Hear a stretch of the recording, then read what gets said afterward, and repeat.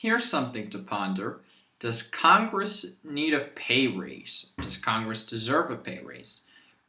A hypothetical question to ask yourself, pretending you were a member of Congress, would be, if I'm a member of Congress making $174,000 a year, if I am a good legislator, if I understand policy very well and I'm an expert in my field, why should I stay in Congress? Why should I stay in Congress and make $174,000 a year, let's say on the banking committee, when I can go leave Congress, become a lobbyist for the banking industry, maybe earn $300,000, $400,000, $500,000 a year? Too many good legislators are leaving Congress. Too many people who understand policy, because let's face it, you have members on committees who do not have a clue what that committee actually does. They're there for politics. They're there for political reasons. They're not policy wonks. They do not really understand the policy that they're trying to implement or repeal or put in place. They're there for politics. And so in theory, at least, if we raised member of Congress's salaries, if the salary went up and they matched those in the private sector, if we equalized them and made the gap between what you're paid in Congress and the private sector smaller, maybe you'd have less policy aficionados, there's a big word for you, and you'd have less people who understand policy leaving Congress. You'd have less people who were experienced in Congress leaving Congress to pursue lobbyist positions on K Street, to work for law firms that mask as lobbyists, a little bit off of K Street. I think you would see a lot less of that. It certainly would not stop. Absolutely, absolutely not. But it would certainly, the level of it occurring would be much less. I read a statistic yesterday that said out of the 100 senators, only 26 of them, give or take, were in office before the year 2000. Before the year 2000, in 14 years, we've had about 74 members of the Senate leave the Senate. Some lost through losing re-election, but many retired to take jobs in the private sector. You saw Chris Dodd from Connecticut on the banking committee left Congress to pursue, let's be honest, a more lucrative career as head of the Motion Picture Association of America.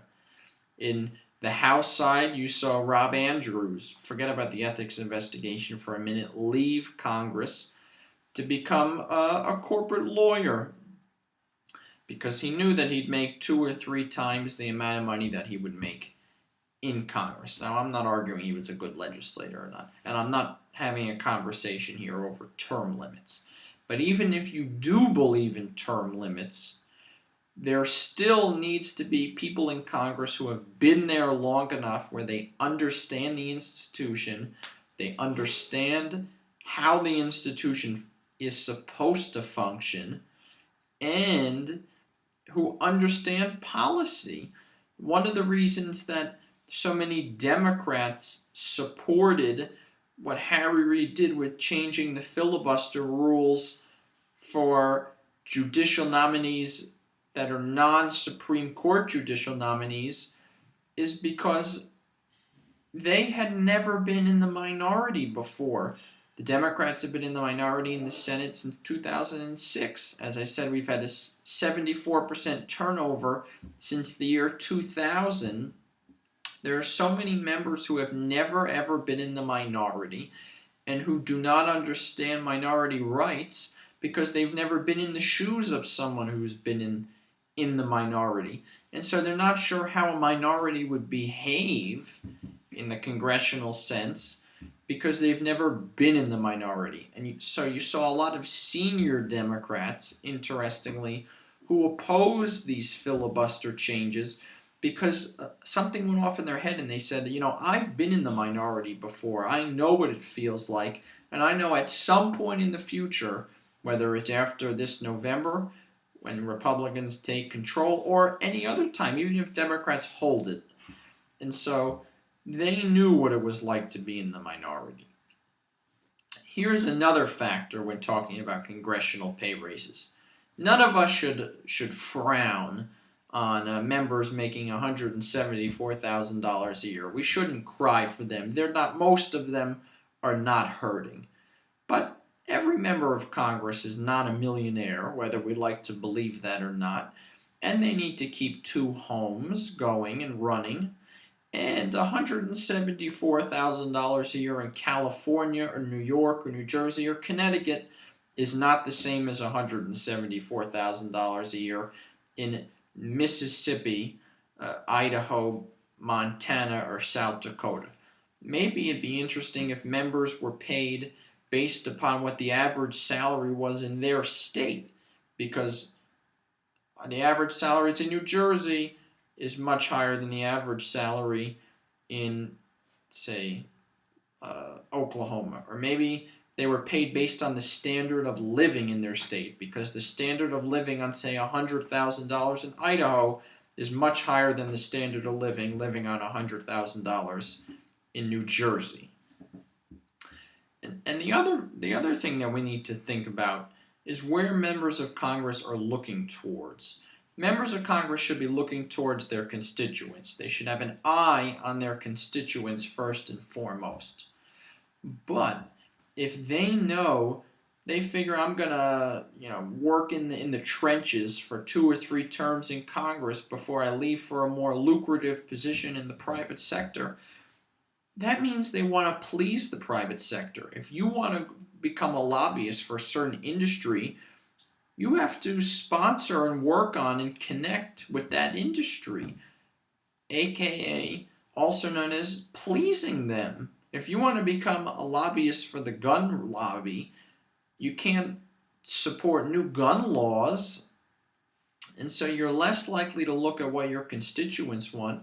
You're going to do what a specific industry wants because you know that you want to join that industry.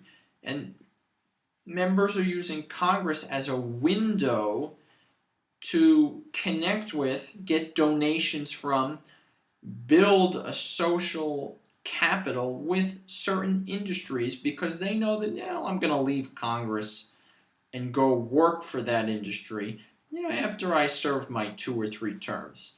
Maybe if the salaries of members of Congress were higher, they would not be looking to leave so quickly to go work for those industries. And because they're not necessarily interested in working for those industries anymore, they're less likely to want to please those industries because they know that I don't need to work for them, so why do I have to please them?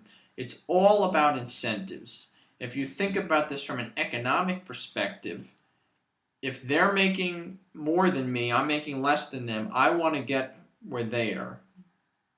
Well, economically, if we even them out, members of Congress here are less likely to want to go here because economically they make the same amount of money. Economics, incentives, these are the thoughts that go through a member of Congress's head, and it influences the way they act. That is theory. In reality, as I've said, it will not solve every problem. I'm guessing that with a 8 to 18% approval rating, depending upon what poll you ask, most people are looking to kick their members of Congress out, not give them a pay raise. But maybe from a purely economic, empirical, and theory argument, maybe giving members of Congress a pay raise will produce better policy. Maybe it will, maybe it won't. It's an interesting thought experiment. Maybe it'll produce better policy. Maybe it'll produce better legislators. Maybe it will. That's something to consider. There's something to ponder.